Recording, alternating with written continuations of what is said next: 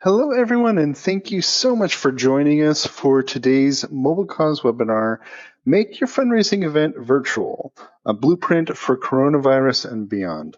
I'm Scott Couchman, the training manager at MobileCause.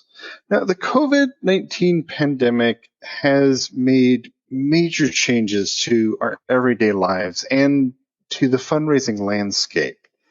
If your nonprofit has had to make big changes to your calendar and upcoming event plans, well, you're not alone. Here today to prove it are three nonprofits like yours who will share how they swiftly pivoted their in-person events to successful virtual fundraisers, even amidst the frenzy of coronavirus. Our guest speakers will share the tips and tools that made their respective virtual events a success. Then our resident fundraising expert will dive into the key elements of a virtual fundraiser that delivers impressive results, whether during the current crisis or in the future. Now, we welcome your participation and want to help you through these challenging times by answering your questions. So please submit them in the question box on your GoToWebinar control panel. We'll also answer them during the webinar and at the end, when we have a Q&A with our nonprofit guests and fundraising experts, we'll answer your important questions. Now, we hope you enjoy today's webinar, and as a quick reminder, we will be sending out the recording and the slides to all our registrants afterwards. Now, today's webinar is presented by MobileCause. MobileCause understands the everyday challenges nonprofits face, constantly confronted with limited resources, yet still expected to expand your impact. You shouldn't have to face these challenges alone, and that's why MobileCause offers more than comprehensive fundraising software. We also provide one-on-one strategy from dedicated fundraising specialists, and we have the industry's best support team ready to provide assistance 24/7. At MobileCause, we're just as committed to your cause as you are, and together we can grow your nonprofit like never before. Now, let me introduce you to our wonderful presenters. So first, Lynn Janelle is a proud nonprofit lifer with more than 20 years of experience. She has shared her passion with a wide range of organizations, including national and regional orchestras, social service organizations, a park district, and numerous individual clients.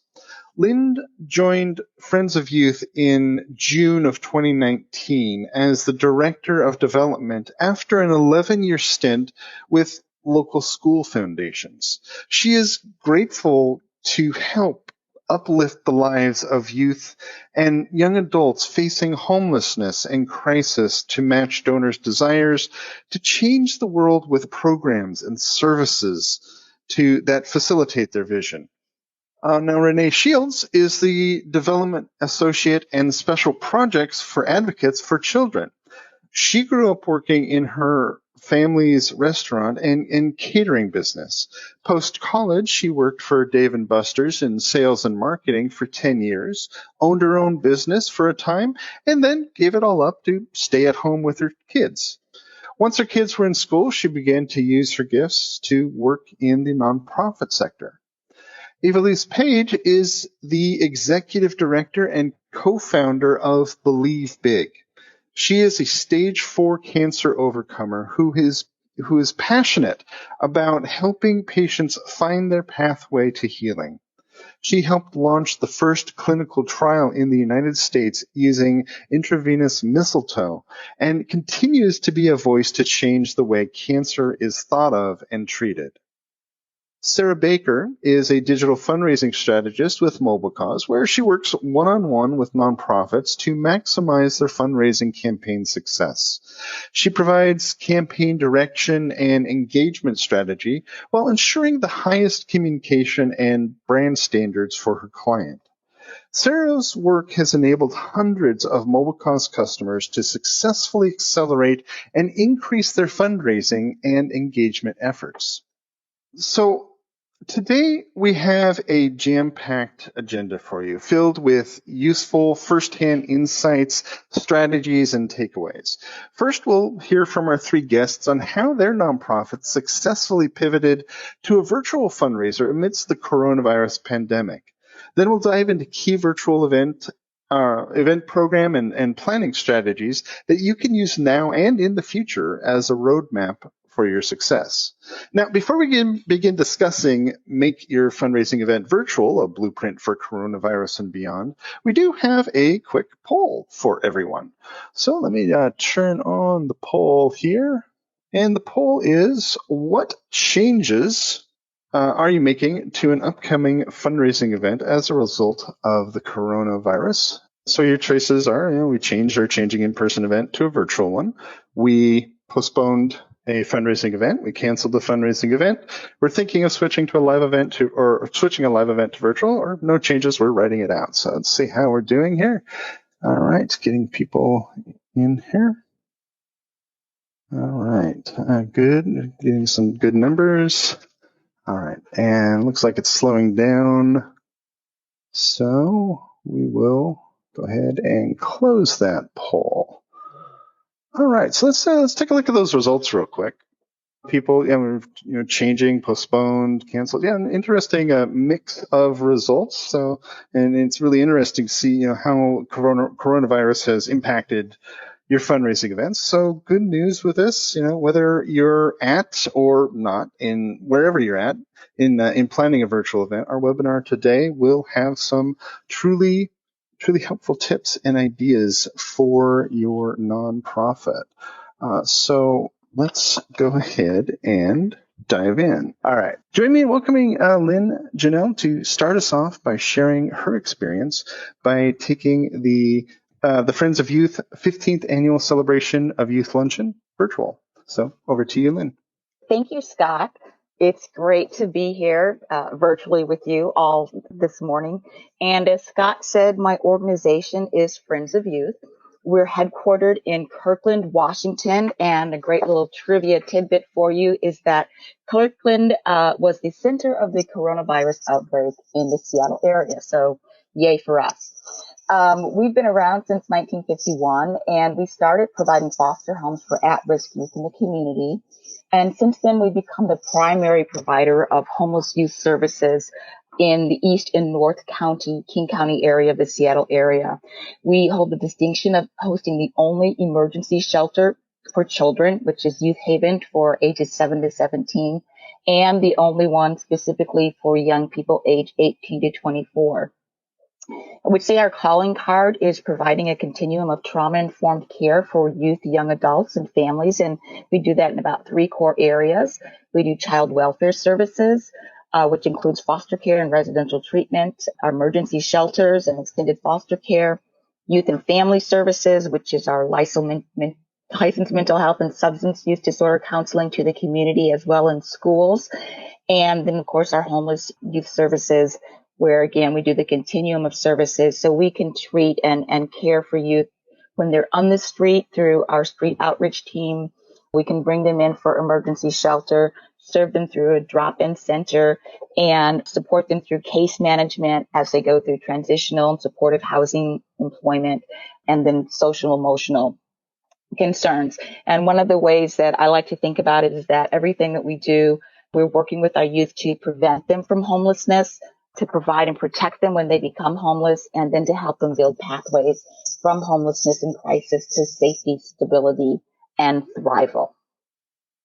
So a little bit about our event, Celebration of Youth. That is our one big annual fundraising event. And it's typical fundraising luncheon in the fact that there is no ticket price, but we do make an ask at the event, and people know that the minimum suggested donation is $200. Even though we get about 600 to 700 to 750 attendees every year, it hasn't historically been a huge revenue generator.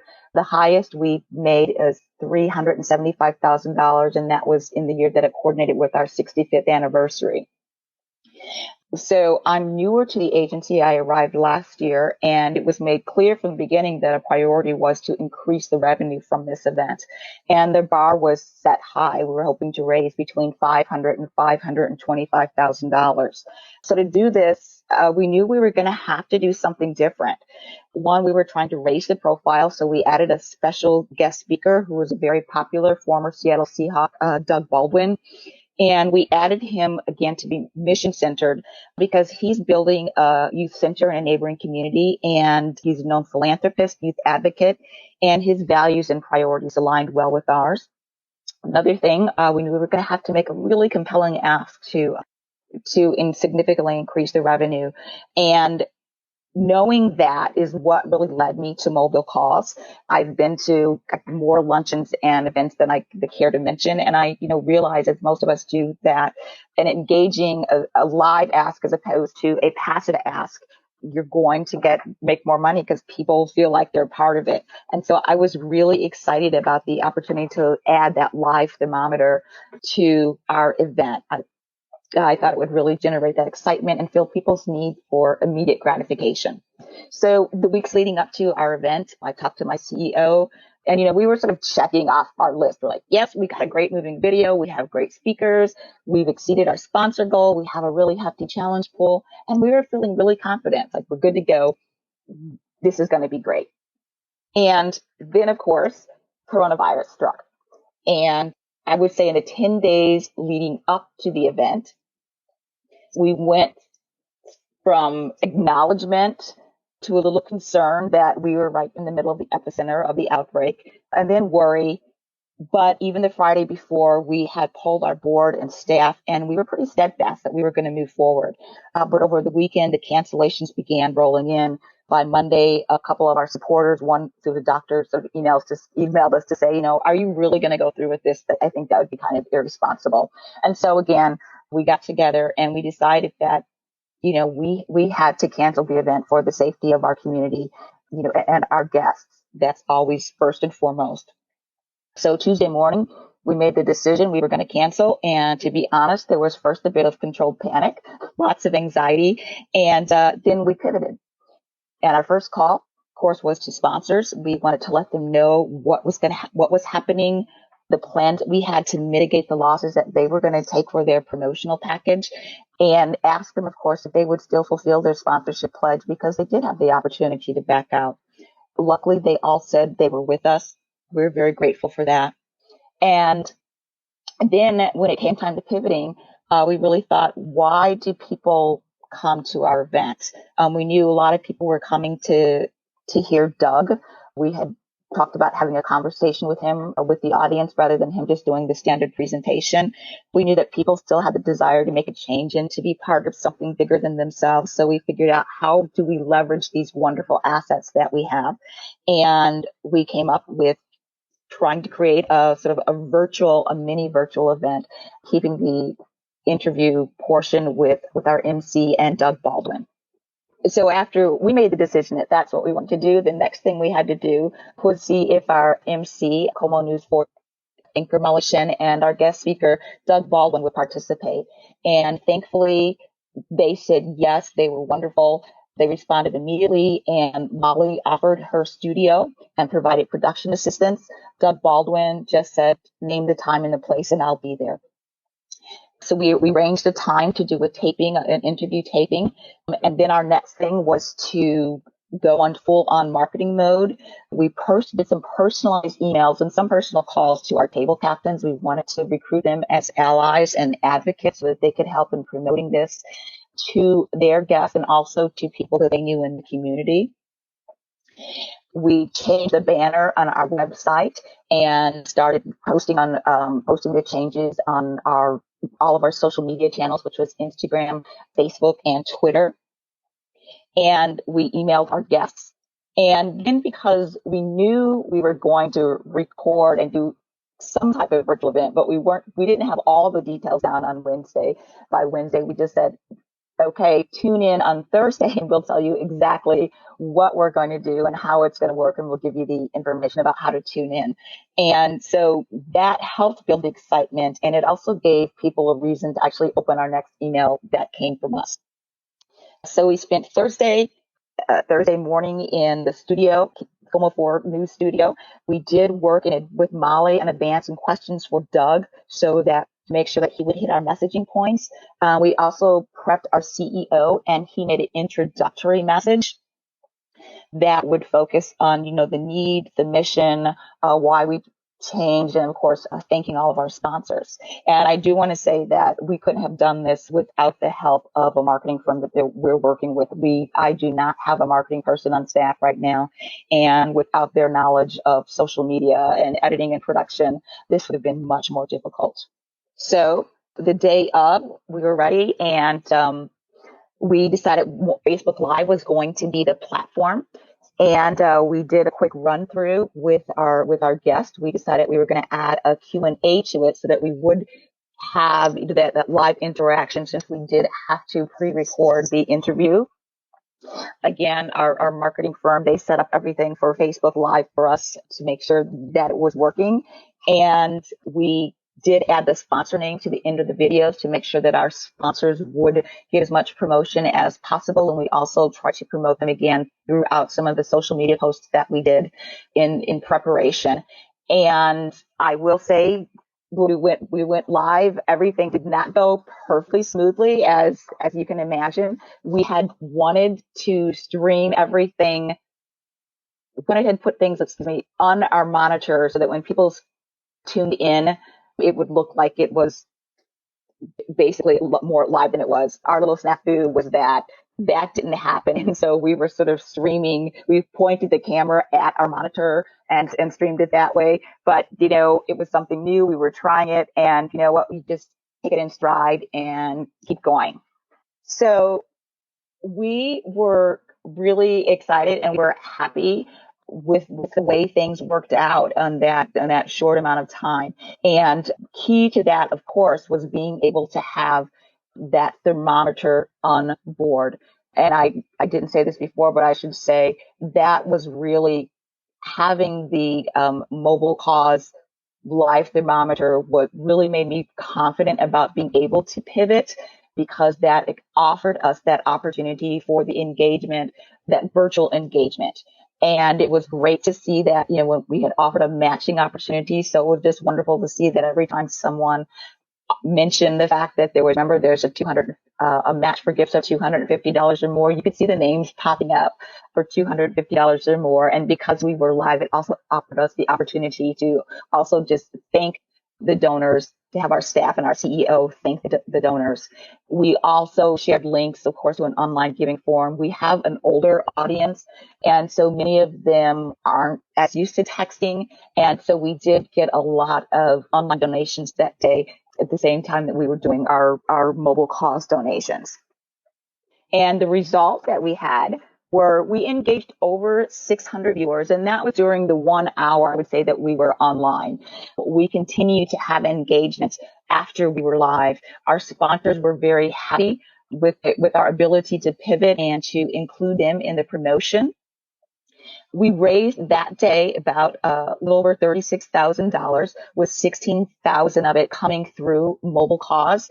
And then I would say the words reverberated throughout the community, and we continued to raise. So throughout that next week, we raised about another $26,000. We had a wonderful average text to donate gift size of 429, and really we were happy with the conversion rate, a 95% conversion rate. And for all the changes that we made, right now we've raised about $418,000. And so without the banquet costs, we actually exceeded net profit. So we had more net profit than we did this year, than the previous year. So there were definitely some very positive things to come out of it, which takes us to our final slide, which is the outcome. And we were able to capture some of the excitement and engagement with the community. Again, the sponsors were very happy with our effort to promote them. We really increased awareness and raised the profile of our organization, and we were able to provide our audience and our guest members with some of the content that we knew they were attending the event for, which was, Doug Baldwin learning about what's happening with our organization. And we heard from lots of other nonprofits in the area whose events were scheduled after ours, and they were actually thankful that we just went out there, that we pivoted on a dime and sort of led the charge in the area for the fact that, things have changed, but you can be flexible and move forward. So thank you. And I will turn it back over to Scott. Sure, no problem. Thank you, Lynn, for all your insight into making your live streaming fundraiser work for your nonprofit. So let's turn it over to Renee Shield of Advocate for Children to hear about her Gourmet Graze and Raise Spring Benefit. Over to you, Renee. Thank you. Yes, thank you, Scott. Thank you, everyone who's listening in, and for all the panelists. Grateful to have the opportunity to share about our event, and hopefully, in all of us sharing today, it will help everybody who's listening in today. So I'm with Advocates for Children, and we work for the treatment and prevention of child abuse and neglect. We have several programs within our organization, and we reach 11 different counties. We have a children's homeless shelter. We organize for court-appointed special advocates for children. We have a forensic interviewer who interviews children that have suffered from abuse in order for them to have the trauma reduced. We video everything so they don't have to go to court. They only have to tell their story one time. We also have a homeless youth program that we run for ages 18 to 24. And then we have multiple programs that focus on crucial care elements for not only children, but the entire family. We have 2 large fundraisers each year, and these fundraisers help us close the gap between our federal and state funding. One of those events is our spring benefit. And this year we tried something a little different, calling it our Gourmet Graze and Raise. Typically we would do your buy a ticket, have an auction, dinner, and drinks, but we really wanted to try to reinvent ourselves this year. We had a fabulous committee put together, and we worked for 7 months on this entire concept of the Graze and Raise. We were using 5 local top chefs here. Oh, I didn't mention we're in Cartersville, Georgia. We were using 5 of our local top chefs here in our little town. We paired the chefs up with some local personalities, some of the who's who, where they could use their connections and their social media, their businesses to raise awareness prior to the event. We wanted to try to use the noble cause peer-to-peer fundraising to raise money before the actual event. And in doing that, we raise a lot of awareness about our cause, a lot of awareness about the event. One of the really exciting concepts of our event is that if you're familiar with the Master Chef show on the Fox network with Gordon Ramsay, this past fall, Dorian Hunter won Master Chef. She is the best amateur cook in the country, and she's lives in Cartersville. So she was actually going to be one of our judges for this event. So, it was great. A lot of planning, a lot of hard work, but here we are.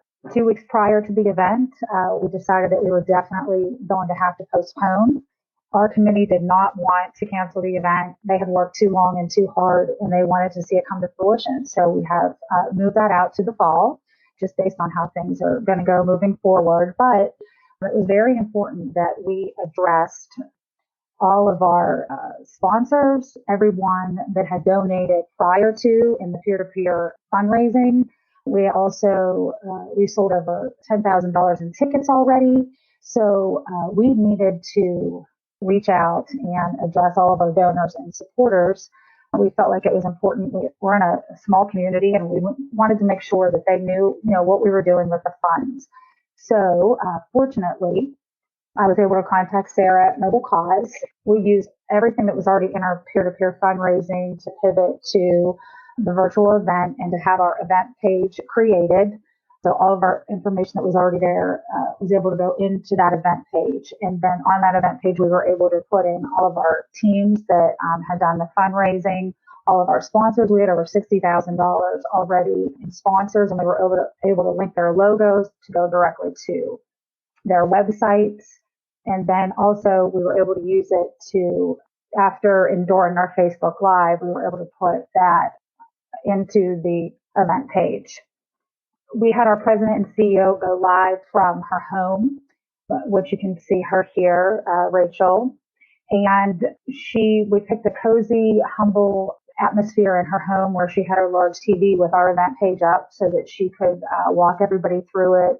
she could thank everybody and bring light to our local chefs. Because the restaurants were hit so hard at this time, we really wanted to take this opportunity to give them some notoriety, give them some, I guess not say free press, but, just make sure to ask our supporters to support them in this time.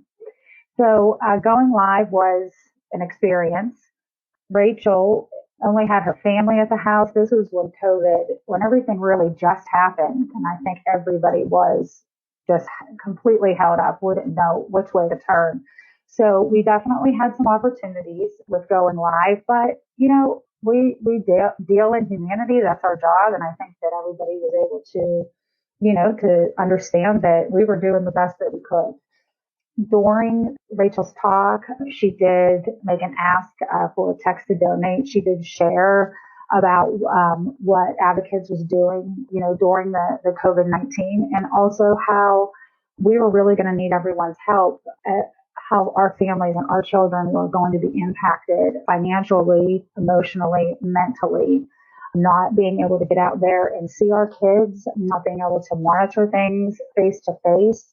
And there's an increase in the need of our services during a time like this. So, going live and being able to address that was very important for us.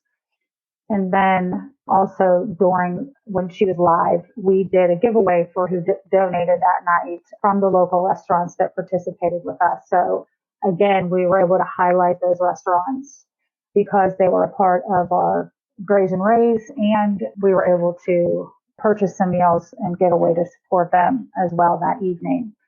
Using Mobile Cause allowed us very easily to reach out and contact all of our donors, everybody that donated peer-to-peer, everyone that bought tickets, and also we were able to use after on Facebook Live, we linked that to our event page. So it made it very easy to contact everyone. And then also afterwards, we pushed everything out again on social media, announcing the winner of the fundraising team. And then also we started our child abuse prevention month for April, beginning in April. Really, the point of our virtual event was a little bit different because we weren't trying to necessarily raise the $120,000 that we typically raise. We were trying to address our donors, address our supporters, address our sponsors, our ticket holders, let them know what our plan was. We were trying to inform the community. And then also we were just closing out this one portion of our event, which was the peer-to-peer fundraising. So, everybody's events are different. And, with using Mobile Cause, we were able to just take this one piece of it and close it out. And then we'll look to the fall when we get to have our actual event. But I think all in all, aside of the technical trouble that we had going live on Facebook, I think that we were really able to accomplish our goal in reaching out to all of our supporters, thanking them, and, just giving them the information on how we were going to move forward. All right.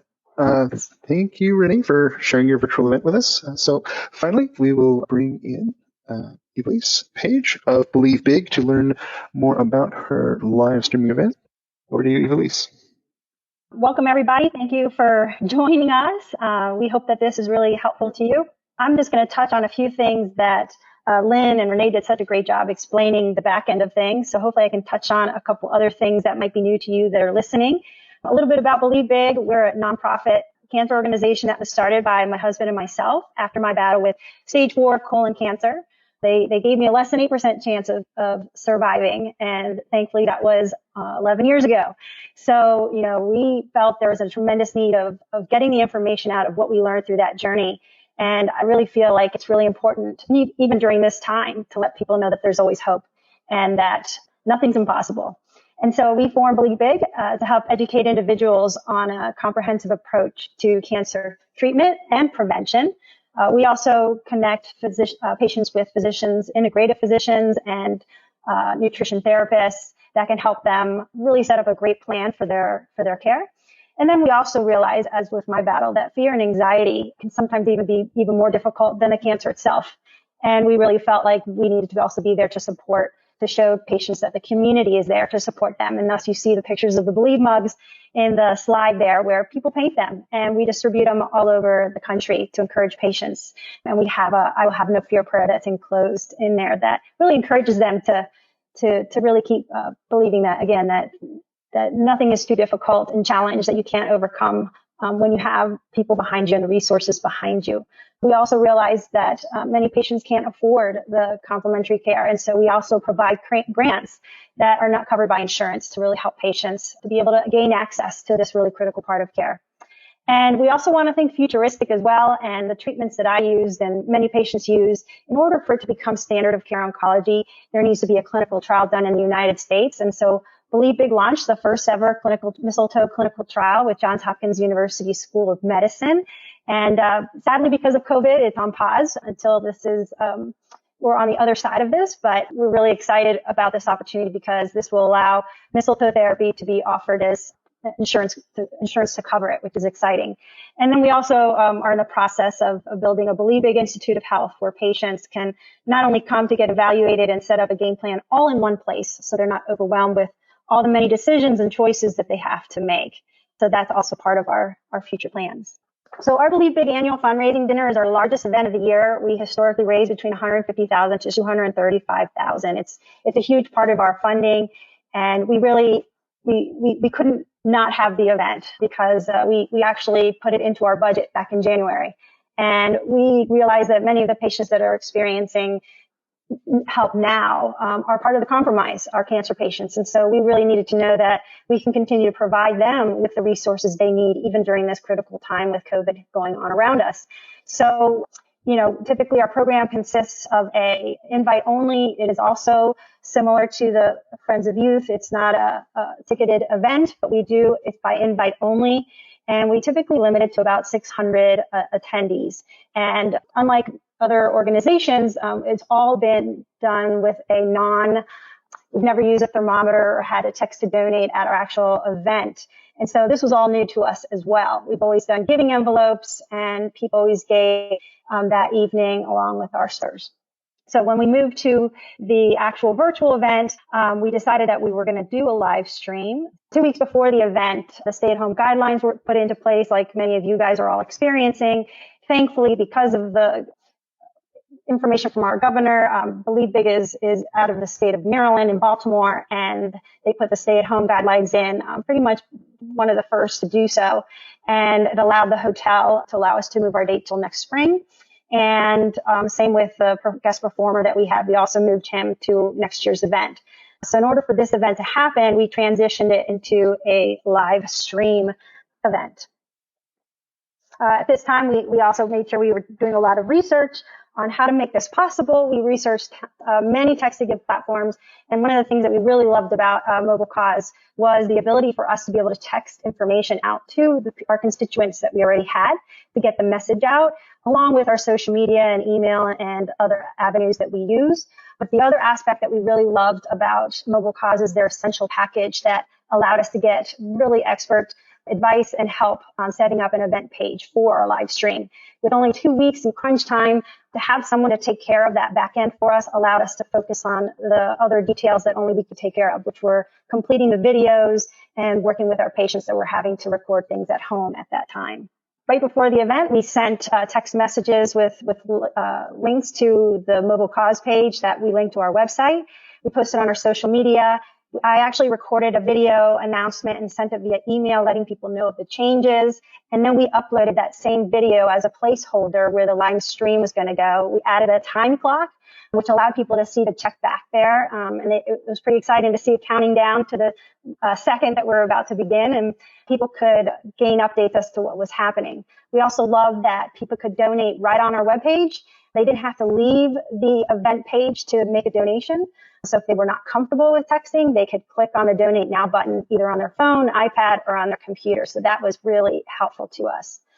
And then we also recorded our portion. So some of you are thinking, I don't have the funds in order to record a professional video. if you have a good quality iPhone or an iPad, we ended up having to do that. Stay at home got put into place here in Colorado where I am work remotely and the night before. And so my husband and I recorded our portions of the event with my iPad duct taped to a stand. So yes, you can get creative. Some really good tips for that is to make it look professional and that you're not reading off of notes. And so it keeps it engaging. We made it into a talk show formula. And we also had lighting equipment that you can get on Amazon that's very inexpensive so that you don't look like you're in a dark room. It looks like it's very bright and it's appealing for those who are watching. And then there's many teleprompter apps that you can upload. And we did that. I uploaded the script onto the app that we used, which is called Big VU.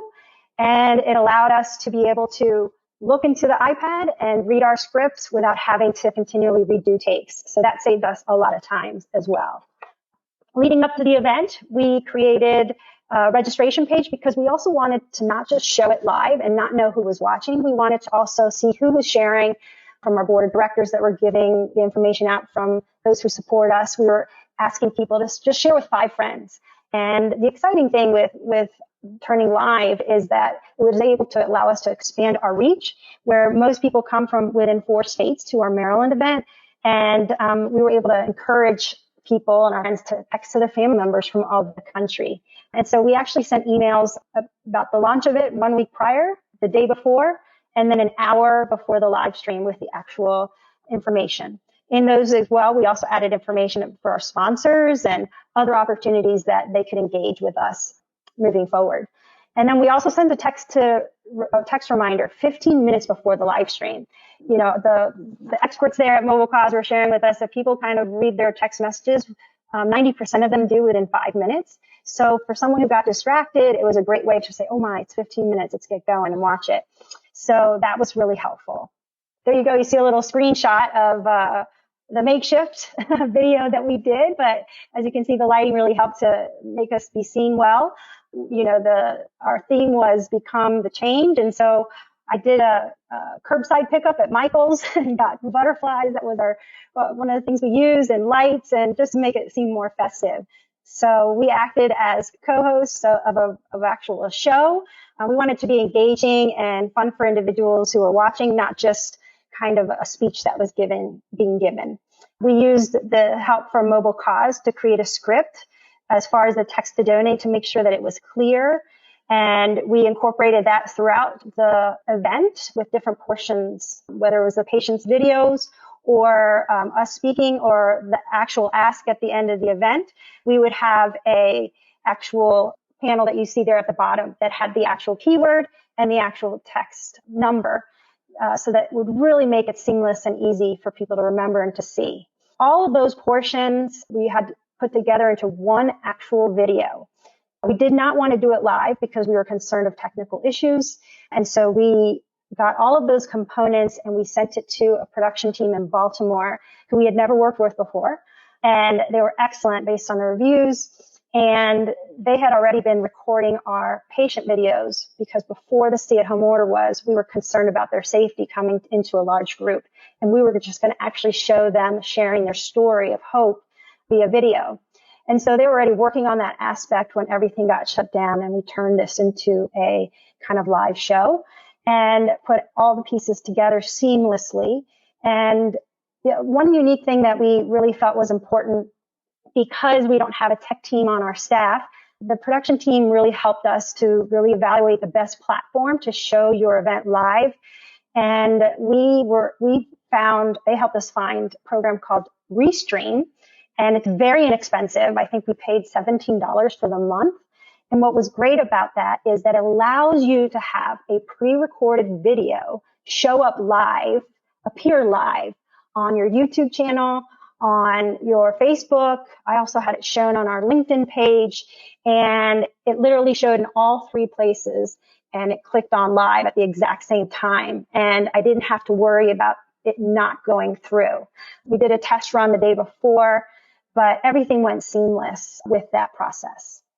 And so we were very thankful for that. And as the results were, we weren't sure what to expect. Our main goal for the evening was, we have a captive audience.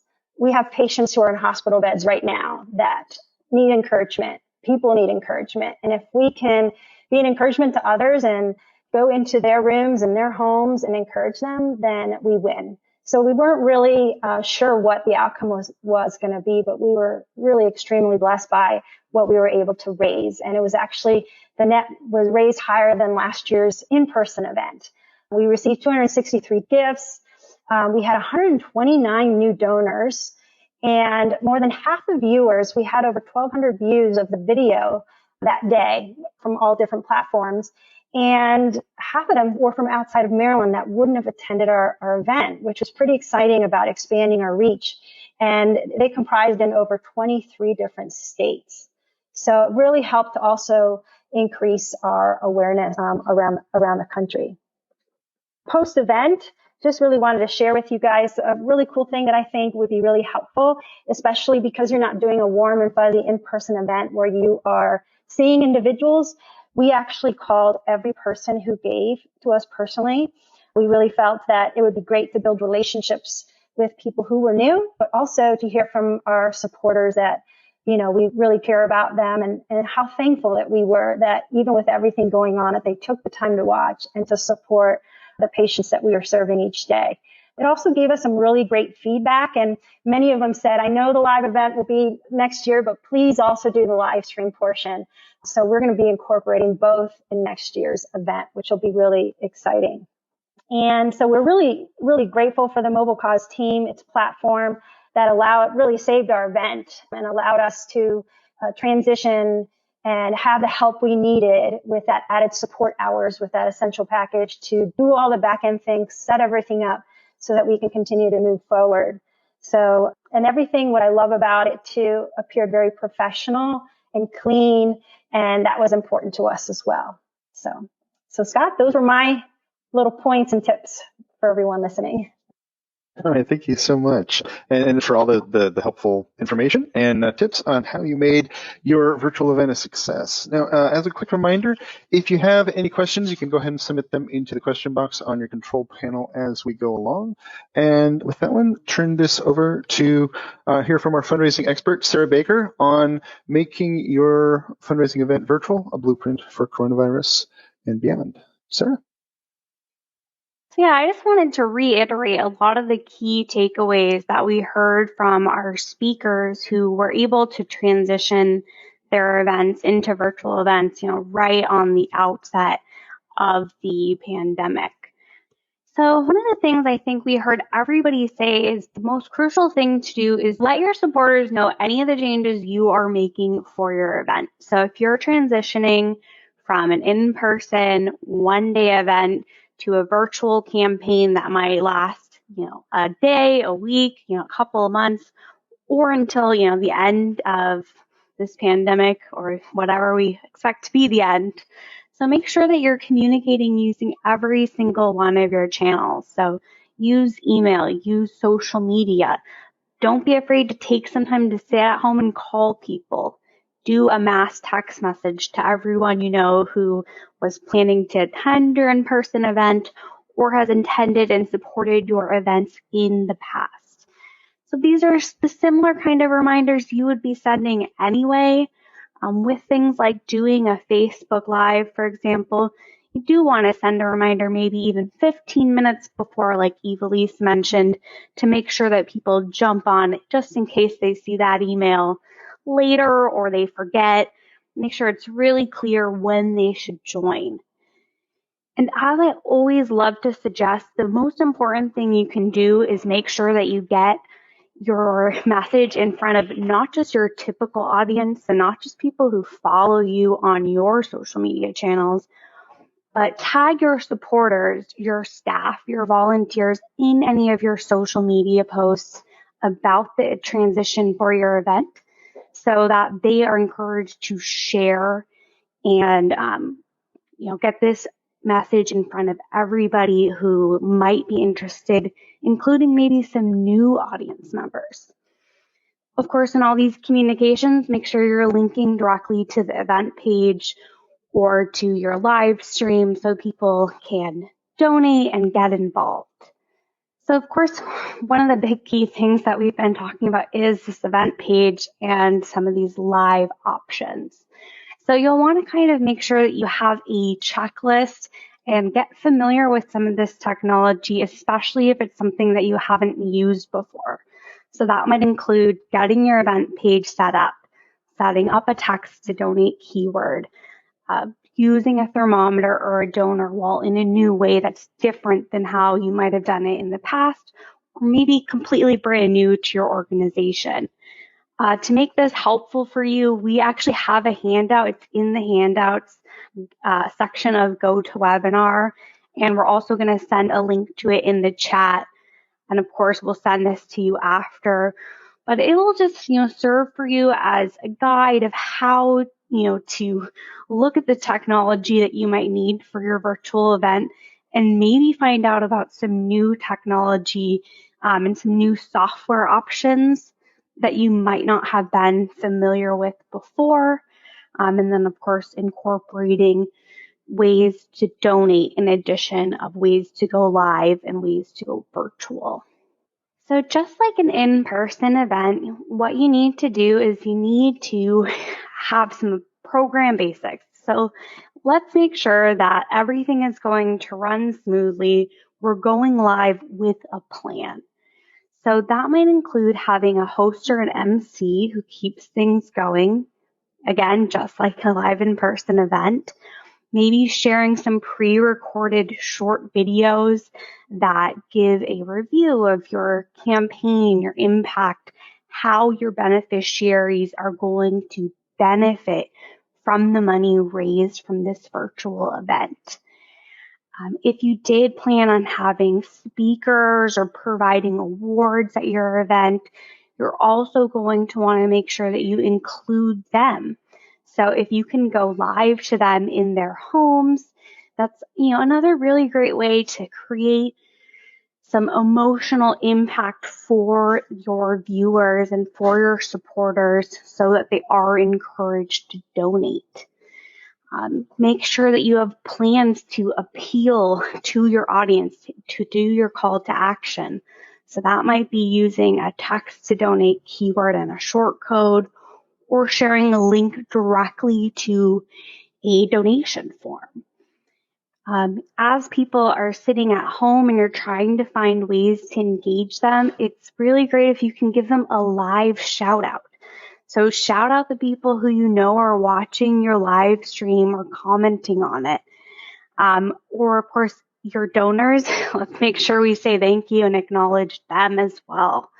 So something really great I'd love to do on my donation forms is add a place where you ask permission. So, hey, can I tag you on social media? If so, please leave your handle. So they can leave, at Mobile Cause, so we can acknowledge that donor while we're live, as well as in social media posts and emails following the event. Another big key component of your event, again, whether you're doing something virtual or back in the day when you were doing an in-person event, you want to emphasize your fundraising goal, how close you are to the fundraising goal, what you need to achieve it, and why it's so important that you reach this fundraising goal, especially kind of right now. Let's make sure that people understand why they need to donate in the moment. So this is always just going back to your mission and the benefit that goes to your beneficiaries of your organization. How is the money that you're going to raise going to really impact your community and make a difference in the world? And then, of course, when we're talking about a live stream, we want to make sure that people can access this during your live stream as well as after. So I always recommend embedding a live stream into your event page so that people can go to one place to watch the live stream, to donate, to learn more about your organization. So again, one thing that is really important is, like our speakers mentioned, they kind of had a plan for their event. So with your program, you kind of want to have an outline. You want to have an idea of what you're going to say and when you're going to cut to a video from your supporters, or from your beneficiaries. Make sure that you cross all your T's and dot your I's. So you're going to welcome everybody, remind them of your mission and campaign, especially if there might be new people to your audience. Let them know about all the ways to give, text to donate, going online and making a donation. If you're doing anything fun, like maybe selling giveaways or incorporating an online auction, and of course, let everybody know what to expect when your speakers are going to come on. If you're having a remote performance, maybe a local musician is going to join in from their home and play a song or do something to support your event. Let people know if you're having a Q&A and how they can submit questions if that's something you're going to do. And of course, make sure in your program that you plan for acknowledging everyone who helped make this event happen, in its virtual capacity. So acknowledging your supporters, acknowledging your sponsors, your volunteers, donors, anybody who's really helped bring this event to life. And then, of course, we've been talking a lot about the live stream. So again, you'll want to start thinking about how you can incorporate these videos into live stream.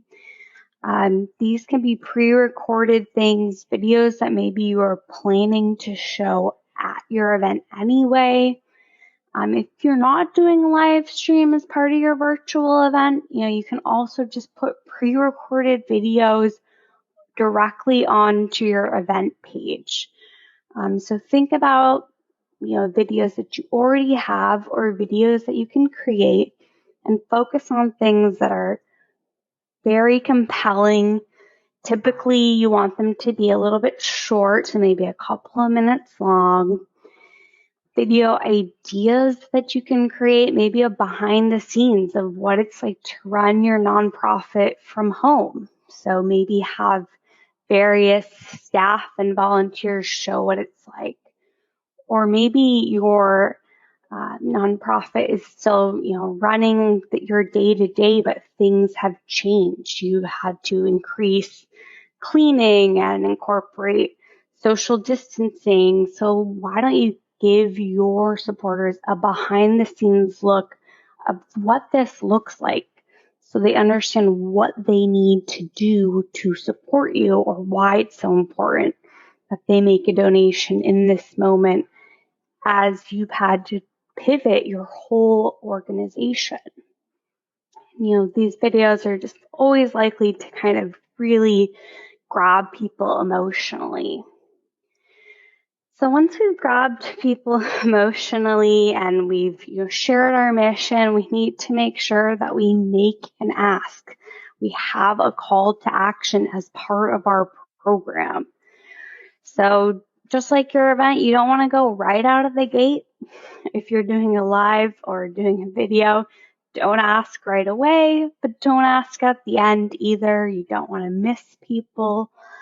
You want to make sure you make a couple of different appeals during your event. These can be kind of soft asks, but have one big primary ask that follows, your typical emotional high point of your program and script, where you have that big call to action, a big focus on your goal, how these dollars raised will impact your beneficiaries and your community. Throughout your live stream and video, display your text to donate keyword and short code always be giving your donors the option to donate. Make sure that it's really easy and very clear. So on our last example from Eva, she created a cute little GIF, showing people how to text to donate. Make sure your supporters, no matter how technologically savvy they are, can really easily follow your instructions. And again, don't be afraid to ask more than once during your event, because especially when you're going live, people may come on and drop off. So we want to make sure that they get the information kind of no matter when they decide to pop on to the event. So just, something that we should always do, whether we're doing an in-person or virtual event, we should practice. So the same way we practice ahead of this time for our webinar, you guys should practice your live event. Schedule time for a dry run. Practice using all your equipment. Make sure you can walk through the slides. Make sure everyone can hear everyone, that you're able to answer any chat questions, that you're able to, play any of the videos, switch between screens, move into people who are supporting you from home and doing their speech from home. Anything you can do to practice putting through a test donation on your text to donate, going to your event page. You'll review the email receipts and follow-up that you're going to have, just to make sure that you're comfortable and make sure that you have a very smooth virtual event. Of course, understandably, there might be some hiccups, but the more you can practice, the better it's going to be for your virtual event. Thanks, Sarah, and thank you to Lynn, Renee, Evelise, and Sarah for sharing all of your valuable expertise with us today. We hope everyone here, regardless of the pandemic at hand, is inspired to really start trying these strategies for their own fundraising events. All right, so let's see if we can try at least one question. So this really is for anybody.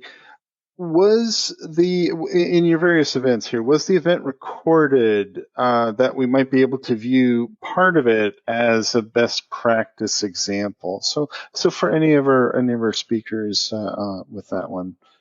Yeah, sure. Ours was. I also meant to say that after our live stream was completed, Mobile Cause has the ability for you to change the link on your live stream page.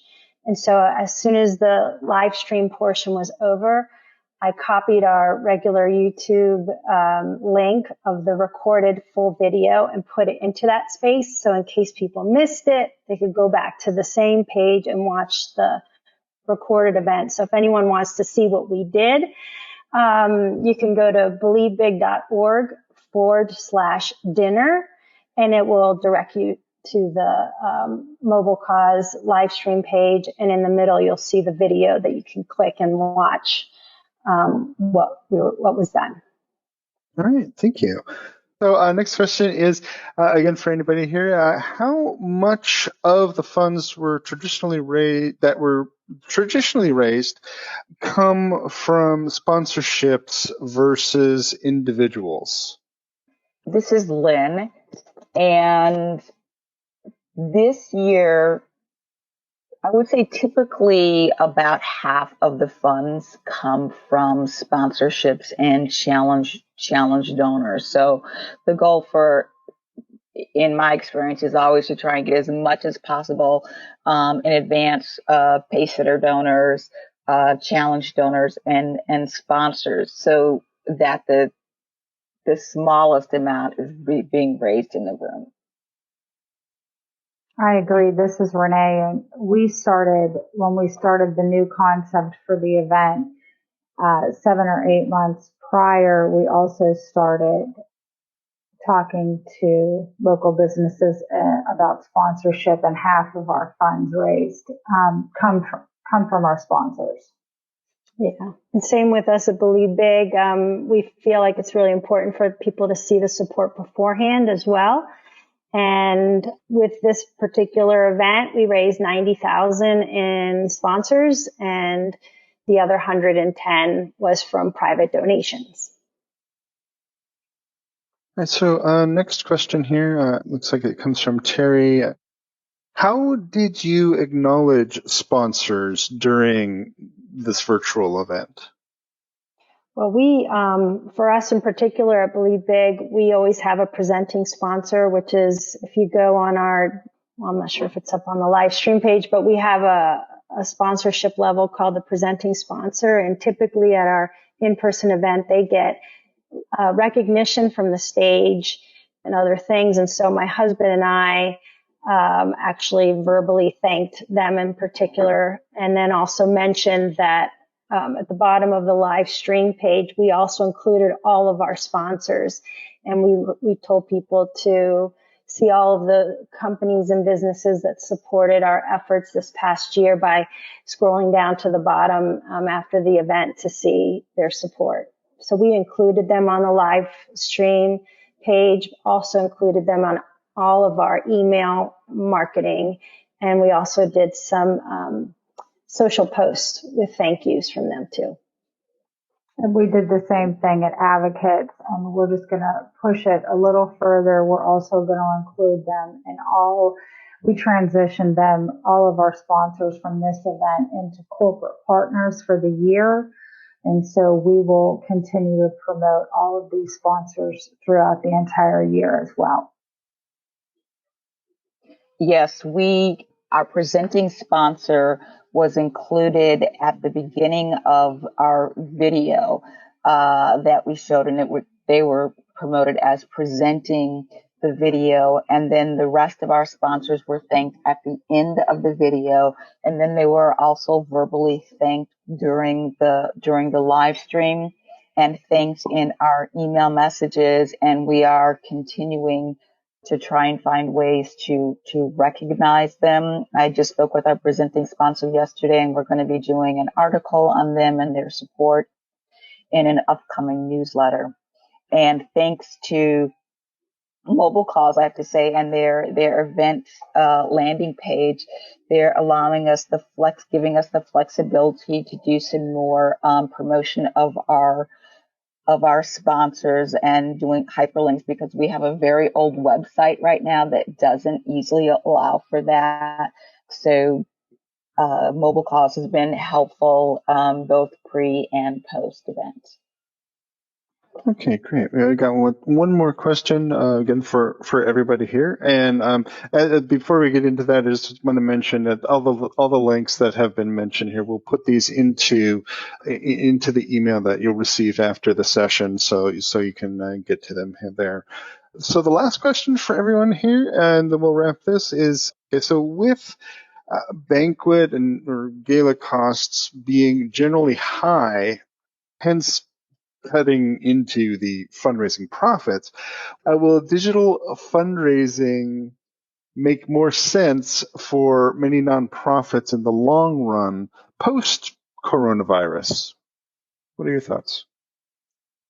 Well, as far as Believe Big, we always feel like it's important, the personal touch, and also to connect with our supporters. And so our annual event, I believe, will always still exist because it's a great way for us to connect with them and our board members to connect with them and really celebrate what they've allowed us to do, and with their support, what we can do in the year. What this has shown us is the power of virtual events and really helped us to stretch to do one. And I know that we'll be incorporating more throughout the year. And then for next year's event, we'll definitely add the live stream virtual side along with our in-person side. So I think for us personally as an organization, we'll do both. At Advocates, I think everything you said is right on. We need to have that personal touch. You've got to foster those relationships. So this is moving forward, this will be a nice add-on to what we're already doing throughout the year. I concur. I concur. Would say that, it's going to be another tool in our toolbox. It did show us, the experience showed us that people will respond, and it's opening our eyes to new avenues. But I still do believe that there is definite value in being in a room, being able to personally thank your donors, and then just the excitement that's generated when you get a couple hundred or more people together who all are passionate about your organization. I think that's unmatchable. And I agree with everyone. I think that, in-person events, of course, are here, but virtual events are definitely here to stay in some way, shape, or form as a really great way to include people who can't, either afford to come to your live events or just aren't physically near you. Or, we've talked about, kind of vulnerable populations. It's a great way to include people who can't be there in person. So I definitely feel virtual events will be here with us for a while to come. Right, thank you, everybody. So for our panelists, a virtual round of applause. So we've come to the conclusion of our Q&A. So before we leave, if you're interested in discovering how MobileCause can help maximize your fundraising efforts so you can raise more with less time and effort, or if you would like to schedule a personalized one-on-one demo to see how MobileCause can help grow your nonprofit, please fill out our post-webinar survey. So with that, thank you again for attending today and sticking with us after. And best of luck in all of your fundraising efforts. We look forward to seeing you again at next month's live webinar. So stay safe, stay healthy, and have a wonderful day, everyone. Thank you.